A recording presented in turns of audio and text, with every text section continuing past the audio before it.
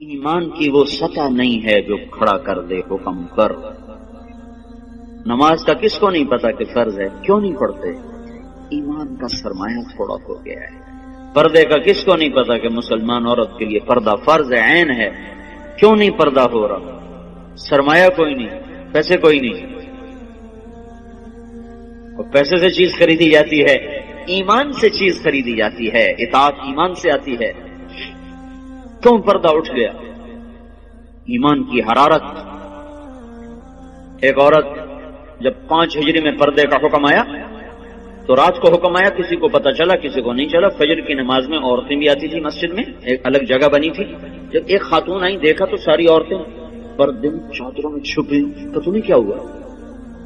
کہنے کہ تجھے خبر نہیں رات کو پردے کا حکم آ گیا؟ کہ اچھا مجھے تو کوئی پتہ نہیں تھا، رات کو اللہ نے کہہ دیا ہے. تو انہوں نے اسی وقت نماز کے بعد ایک بچے کو بھیجا، کہا جاؤ بیٹا میرے گھر سے چادر لے کے آؤ. وہ بچہ گیا، گھر سے چادر لے کر آیا. پھر چھپا کے چہرے پہ چھپا کے جب گھر پہنچی تو ان کے خامد نے فرمایا جب تمہیں پتہ ہی وہاں جا کے چلا تھا تو اس تکلف کی کیا ضرورت تھی؟ یہیں آ کے شروع کر دیتی. تو فرمانے لگی اللہ کے حکم کا پتہ چلنے کے بعد میری جرأت نہ ہوئی کہ ایک قدم بھی اس کی مرضی کے خلاف اٹھا.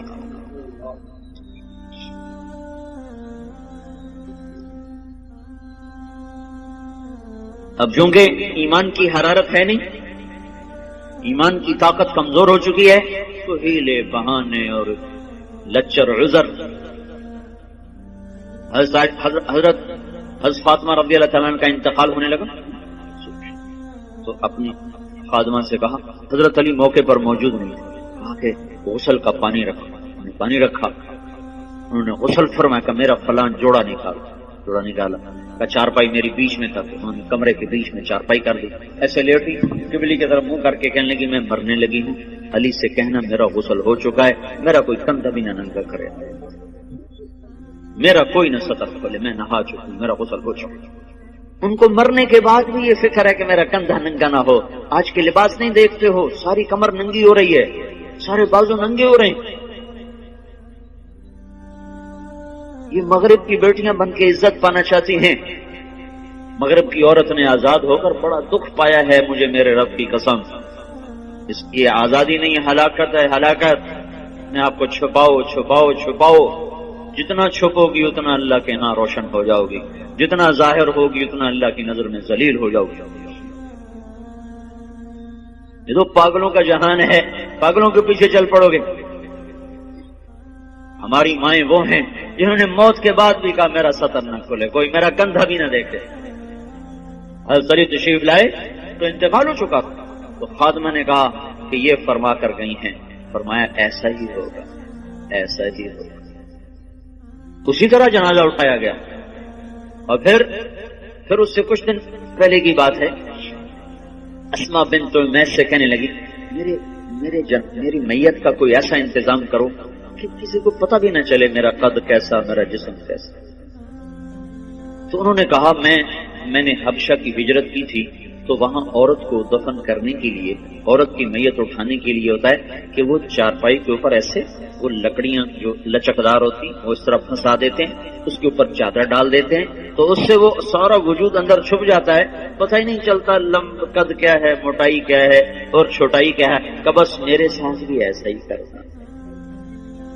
ایک مدد اللہ نے کی کہ میں رات کو اندھیرے میں اٹھایا، دن کے اجالے میں نہیں اٹھایا. ایک پردہ اللہ نے کہا کہ پوری رات کوئی پردے کا حکم دے دیا کہ محمد کی بیٹی آ رہی ہے، پردہ کرو.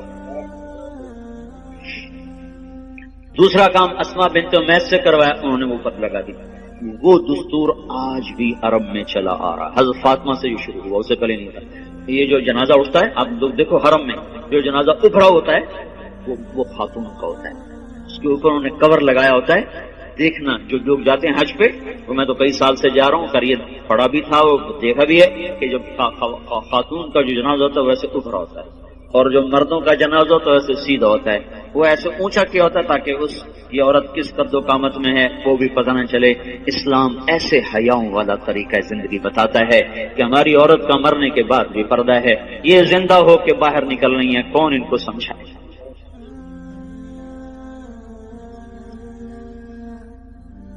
ہاں ہائے تبلیغ اسی زندگی کو سیکھنے کا کام ہے، یہ پاک زندگی، یہ پاکیزہ زندگی، اس کو لے کے در در گھر گھر پھرنا، لوگوں کی خیر خواہی میں، ان کو اللہ کے ساتھ جوڑنے میں، تھکے کھانا، لوگوں کی منتیں کر کے ان کو اللہ رسول کی ترتیب زندگی سمجھانا بتانا، یہ ہے تبلیغ کا کام۔ اس کے لیے ہم عورتوں کو بھی نکالتے ہیں، مردوں کو بھی نکال دو، بھائی سیکھو سیکھو۔ اوپر سے ہواؤں کا تیور بدلا ہوا ہے، پانی بکھر چکا ہے، زمین بے لگام ہونے کا ہے، سمندر اچھل اچھل کے اپنے غصے کا اظہار کر رہے ہیں، اللہ تعالیٰ کی طرف سے نشانیاں ظاہر ہو رہی ہیں کہ یا سیدھے ہو جاؤ یا پانی کی لگام کھل سکتی ہے، یا زمین اپنی کروٹ بدل سکتی ہے، یا ہواؤں کی لگام ڈھیلی ہو سکتی ہے، یا چاند سورج کی گردش وہ ہمارے خلاف چل سکتی ہے، اور کوئی اللہ لاؤڈ اسپیکر لگا کے بتائے گا کہ بس کرو، ختم کرو، باز آ جاؤ۔ انہی چیزوں سے اللہ بتائے گا کہ لوٹ آؤ لوٹ آؤ لوٹ آؤ لوٹ آؤ۔ اس لیے بھائیو بہنوں، توبہ کرو اللہ کے دربار میں، مانگو اللہ سے معافیاں، اور اپنی زندگی کو اللہ اس کے رسول کی پاکیزہ ترتیب میں لاؤ اور ڈھالو، اس کو نکل کے سیکھو، گھروں میں اس کی فضا بناؤ، بچوں کو لے کے بیٹھو، ان کو آخرت بتاؤ، جنت بتاؤ، جہنم بتاؤ۔ آج کا ماں باپ بڑا ظالم ہے کہ 2-3 سال کے بچے کو اسکول کے حوالے کر دیتے، اور مائیں فارغ، باپ فارغ، باپ کاروبار میں، مائیں اپنے بناؤ سنگار میں۔ آج کی ماں نے جو کرنا تھا وہ تو کر نہیں رہی، اللہ نے اس کے ذمہ خامد کی روٹی نہیں لگائی، خامد کے ماں باپ کی خدمت نہیں لگا، وہ کرے تو اس کی نیکی ہے، وہ کرنا چاہیے، لیکن اگر وہ نہ کرے تو اس عورت کو نافرمان عورت نہیں کہا جا سکتا۔ تو پھر اس کے ذمہ کام کیا ہے؟ تھکا دینے والا، کھلا دینے والا، جوڑ درد سے پکار اٹھے، وہ کیا ہے؟ نسل کو تیار کرنا۔ یہ اتنا اوکھا کام ہے کہ دانت کے تلے پسینہ آ جائے۔ جو مائیں کرتی نہیں ہے، وہ اپنی طرح جنگل کے پودے کی طرح جوان ہوتے ہیں، جوانوں جب ایسے آنکھ دکھاتے ہیں تو پھر ماؤں کے کلیجے پاڑتے ہیں۔ جب بیٹی آگے سے بولتی ہے تو ماؤں کی راتوں کی نیند اڑتی ہے، اسے سمجھایا کب تھا، اسے ٹائم کب دیا تھا، بچوں کے ساتھ کب بیٹھے تھے۔ مدرسہ تربیت کی جگہ نہیں ہے، نہ خانقاہ تربیت کی جگہ ہے، نہ تبلیغ تربیت کی جگہ ہے۔ سب سے بڑی اور سب سے طاقتور تربیت کی جگہ ماں کی گود ہے اور باپ کا سایہ ہے۔ ماں نے گود خالی کر کے ٹیوٹر کے حوالے کر، ٹیوٹر کے پیٹ سے نکلا ہے کہ تمہارے پیٹ سے نکلا ہے؟ ہاسٹل میں 11 سال کا تھا، میرے باپ نے مجھے ہاسٹل میں ڈالا۔ چھوٹے چھوٹے بچوں کو ہاسٹلوں میں دھکا دے دیا، فارغ تو وہ جنگلی جانور کی طرح اور جنگل کے کانٹے دار جھاڑی کی طرح وہ پروان چڑھتے ہیں، انہیں کیا خبر کہ ماں کیا ہے، باپ کیا ہے۔ تو اللہ کا احسان ہوا، تبلیغ کا کام چلا اور اللہ تعالیٰ نے ہمیں راہیں سجھا دی، دکھا دی۔ اپنی اولاد کے لیے وقت نکالو، گھروں میں بیٹھو، صحابہ کی سیرت پڑھو، حضور کی سیرت پڑھو، جنت جہنم کے واقعات سنو، پڑھو، سناؤ، ان کے معصوم ذہنوں میں ڈالو۔ تو آگے جب چڑھیں گے، پروان چڑھیں گے تو کچھ اپنے اوپر پھلدار ہو کر وہ نکلیں گے، ورنہ تو وہ کانٹے دار جھاڑیاں بنیں گے، کانٹے دار۔ سے وقت دو، اپنے آپ کے لیے وقت نکالو، اپنی نسل کے لیے وقت نکالو، اپنے گھروں کو مسجد بناؤ، گھروں کو مسجد بناؤ۔ زبان کا بول بڑی طاقت رکھتا ہے، زبان کے بول میں اللہ نے اثر رکھا ہے۔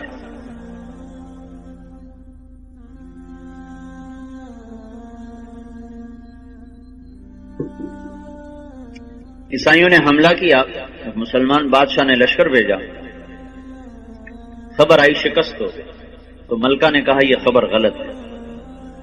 بادشاہ نے غصے میں کہا کیسے غلط؟ خبر باہر سے آئی، تو اندر بیٹھ کے تو غلط کہہ، تو چپ ہو گئی۔ کچھ دنوں کے بعد خبر آئی کہ واقعی خبر غلط تھی، پتہ ہوئی۔ تو بادشاہ نے اپنی بیوی سے پوچھا تو نے یہ اتنے دعوے سے بات کیوں کہی تھی؟ اس نے کہا بات یہ ہے، جب یہ میرا محسوس ہوا کہ میرے پیٹ میں کوئی امانت ہے تو میرے منہ پہ ایک لقمہ بھی حرام کا نہیں آیا، میں نے کوئی مشتبہ کھانا نہیں کھایا۔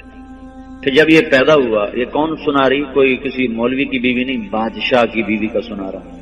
جب یہ پیدا ہوا تو میں نے جتنی دفعہ اسے دودھ پلایا، پہلے 2 نفل پڑے پھر دودھ پلایا، وضو کیا 2 نفل پڑے دودھ پلایا، 2 سال میں نے یہ چکی چلائی ہے، 2 سال میں نے یہ مشقت برداشت کی ہے کہ ہر دفعہ اس کے لیے میں وضو کرتی، نفل پڑھتی، پھر دودھ پلاتی، تو جو اتنا پاک دودھ پی کے پروان چڑھے وہ کافر کے آگے کیسے بھاگ سکتا؟ یہ خبر اگر آتی کہ شکست ہوگی اور میرا بیٹا شہید ہو گیا تو پھر اس کو میں مان جاتی، لیکن میں یہ نہیں مان سکتی کہ جس کو میں نے ایسا پاک دودھ پلایا ہو وہ موت کے ڈر سے بھاگ جائے۔ یہ نہیں سکتی۔ یہ کام آج کی ماں نہیں کر رہی ہے۔ اس کا سلیقہ سیکھنے کے لیے تبلیغ میں وقت دو کہ بچوں کو کی تربیت کرنی کیسے ہے، اور گھر کے